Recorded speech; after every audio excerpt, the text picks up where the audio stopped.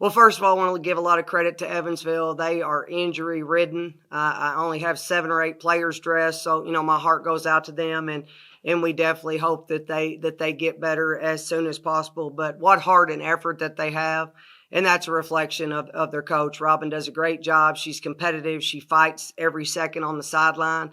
And so you can tell her players imitate her behavior by playing hard. So want to give credit to them. I thought we played really well in spurts, but that's part of the reason we don't play 40 minutes and we haven't been able to put people away is because we cannot continuously contain that effort for some reason for 40 minutes. But, it was great to see Hannah shoot the ball well. It really opened things up for us. Caitlin got off to a great start, got hot early. And it's like I told them at halftime, the ball's got to go inside, not necessarily for Kate to score. But that's where things happen because she gets so much attention, and she was able to skip it out and get Hannah some shots. We got some cuts on the backside and those type of things. So, just really a credit to her unselfishness. And I thought that our rebounding was pretty good tonight. At times we were a little lax, but when we rebound the ball, that allows us to get out and run. And when we can get the pace where we want it to be, then we're able to score in transition. But earlier this week, you kind of said, I don't know about the press. Well, it kind of worked for you a little bit tonight, didn't it? Well, again, you feel for them, but when they only dress 7 or 8, then you got to press. You got to pick up the pace. You got to try to wear them down. I mean, so a lot of times it just depends on situation. And so we were able to get after them. I don't know how many turnovers, we ended up causing, like only 16. But they have to work to get the ball down the floor every time. That's a little extra energy, a little more that they have to put into each possession. So as much as anything, the press is to control pace, and it's also to try to speed them up and wear them down. Coach, first question, obviously, what was it like to see Macy back in the building?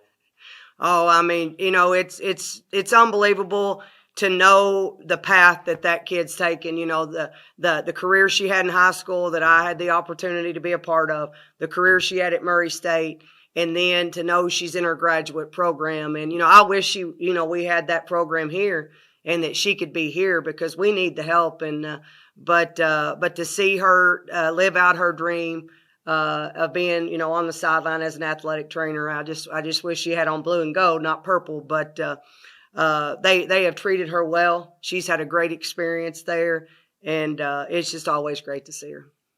I did not know about Evansville's injury stuff coming into the game. That explains why they were really, really fighting hard coming out of the gate. And they held the lead for a long time. Oh, yeah. I mean, the kids that are on the floor are going to play hard. The kids are on the floor able to do some things. I thought the Thomas kid, she's a good player. She's been injured off and on all year, but when she, her last 5 games, she's been their leading scorer.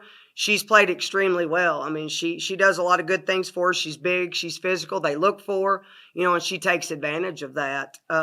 So, if they had a full squad, obviously it would be easier for them to rest a little bit. And, I think due to injury, I'm assuming injury. Again, maybe I shouldn't have said that, but they don't have some size that they had at the beginning, some of their ball handlers that they had at the beginning. But I've just noticed over the last 5 games, this is pretty much who they've gone with.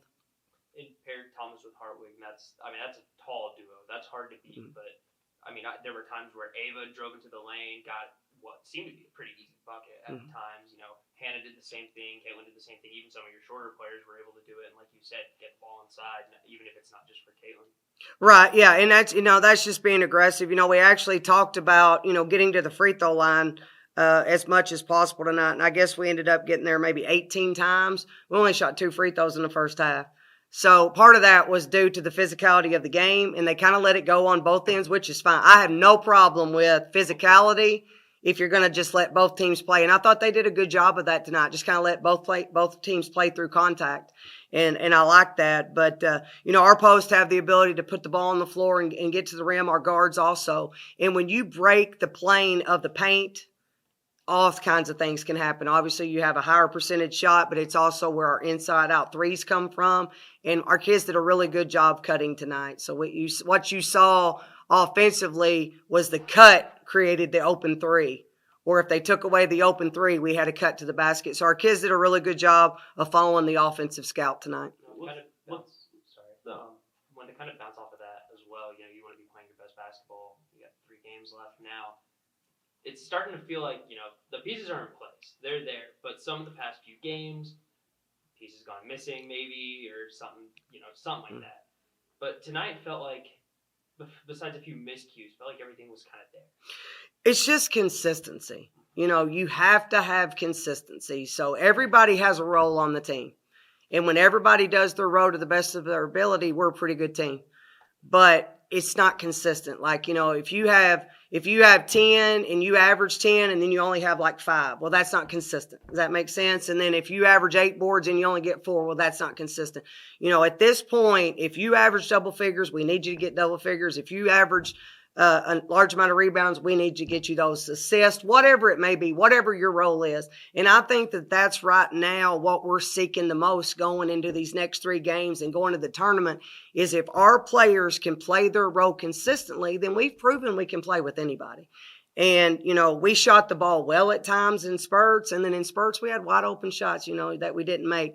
And the name of the game is scoring the basketball. And so if we can consistently score and we can consistently do the things that we know we have to do to focus on the process of what we're trying to do, then we'll be a tough out. But I promise you, nothing is easy. Sunday is going to be a dogfight. And, you know, with the emotion of senior night, with the, you know, everything's going to be turned upside down. Our normal routine's not going to happen. And then you've got a team that's hungry with nothing to lose, that is playing well, that is very physical, coming to our place. So, you know, I'll probably lose a little bit of sleep next couple nights, to be honest. You're talking about shooting the ball well. You started out 0 for 7 from 3. Second quarter, you went 4 or 6, and I think Hannah hit 3 of those.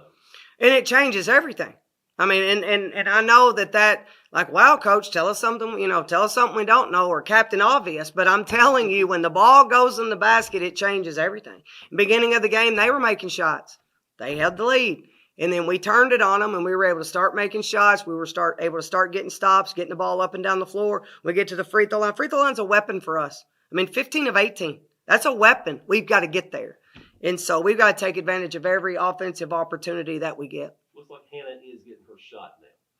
Yeah, she is, and she will, as long as we keep getting the ball into the post, because they're gonna leave somebody, and they're not gonna play Kate 1-on-1. And you know, in the way that we have them spaced out, Kate knows where the help's coming from. She can see it and able to make that pass out. Or if Kate doesn't throw it to Hannah, that causes rotations and then one more to Hannah. But you know, she's getting the shots exactly where she makes them from. You know, analytics show that Hannah's going to make the majority of her shots from that spot. So that's why she's there. How important was to see 2 go down for Briley tonight? I'm telling you, we need it. We need it. And I think that she was excited, and, you know, hopefully that'll bring her confidence back, because that's one thing that's we've been missing and hasn't been consistent. And she knows it is, you know, we need her to make anywhere from 2 to 6 a night, and we need her to get more off. And the more we can play in transition, the more opportunities she'll have for that. I want to talk about the moment with Zoe when she you know, crossed the player up, player fell on the floor. Yeah. Now I don't want to talk about, you know, bench Right. reaction or anything, Right. but from everything I've heard about her, from her redshirt year last year to going into this season, that's the kind of player she can be. Is somebody who can make a play like that on her own. Obviously, you don't always need a player like that. You know, you guys are very team-oriented. But sometimes an ISO play like that with her, that's just the play that you might need for a spark. Sure. And the thing about it is she is the only player on our team that can create her own shot like that. That's not something girls can do a whole lot of. So she's able to do that, and she can get any shot at any time.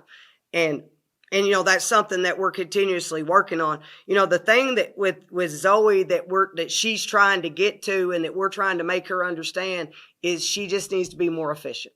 You need to be 4 of 8, 5 of 9, you know, and she knows that, and we're working on that. And that shot selection is going to help you to make more shots, and, you know, being able to finish maybe in the painting around the rim a little bit.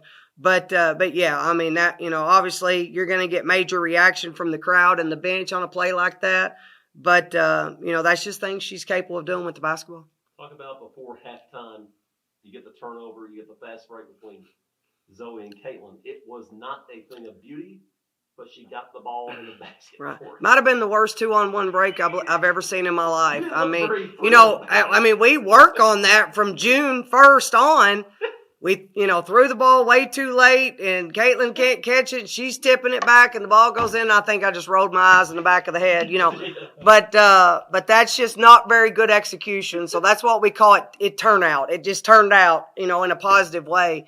But those little things like that are things that we really got to sharpen up, because every possession is going to matter for the rest of this season. So we've got to kind of lock in and do a better job of passing, at appropriate times, and making that look a little cleaner. That said, though, that's the difference between a single-digit lead and a double-digit lead at halftime after a very tough first half. Oh, How do y'all lift that absolutely, with and they stayed with it, and I mean that's what you credit. You credit the fact that you could have just been like, oh, that was terrible, and gave up on it, but they didn't give up on it. We were able to get the ball in. I think that took us to 11. Mm-hmm. So yeah, it makes a big difference. Every point counts. Now I do want to talk about the bench reaction a little bit, and I'm sure as a head coach, you're like, let's tone it down a little bit sometimes. But in my 4 years covering this team, I don't remember a time where a team has had this much fun across an entire season. Even, what's it feel like to be a part of that? It's this bunch is special, and that's why Sunday will be hard, because they love each other, and they're not all best friends. They don't even all hang out all the time. But when it comes to putting that uniform on and it comes to being for each other, they are one of the most selfless teams I've ever coached. And that is why they're successful. They cheer for each other. The kids on the bench that haven't been able to play all year because of injury, illness, or whatever, they're still right there. They're still pushing them. They're behind them. They're cheering them on. And, 1 through 16 on this team has bought into this team. And I think that makes the difference. And so for you to notice that matters to me, because that's one of the compliments that I've heard all year is you got a really good team, but boy, are they fun to watch. And that bench is fun to watch. And, their excitement for each other just kind of stands apart from, like you said, from maybe our previous teams or other teams, in our conference. So just really proud of the selflessness of this team, because it's been one of the key reasons why we've been able to have success. That together is also why winning 20 would be so important.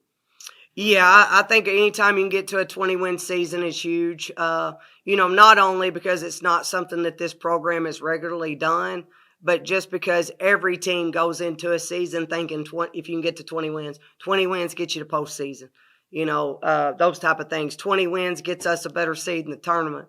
And so it's not necessarily about getting to 20, but that's always a goal. Accolade-wise, I mean, it'll be your second time in 3 years doing it. Yeah, and being able to do it in the second year of the Valley would be something special. We've already exceeded our win total from last year, and that's what you're trying to do. You're just trying to get a little bit better, especially in this league. It's so tough. And so we're just going to keep plugging it away one at a time and see where it takes us. But, if this team got hot and this team gave perfect effort in the things that we've seen all year, we could make a run. And so that's what we're just going to try to continue to pump confidence into these kids, try to keep them as energized as possible this late in the year and keep them, healthy. We pray for health, because that's huge.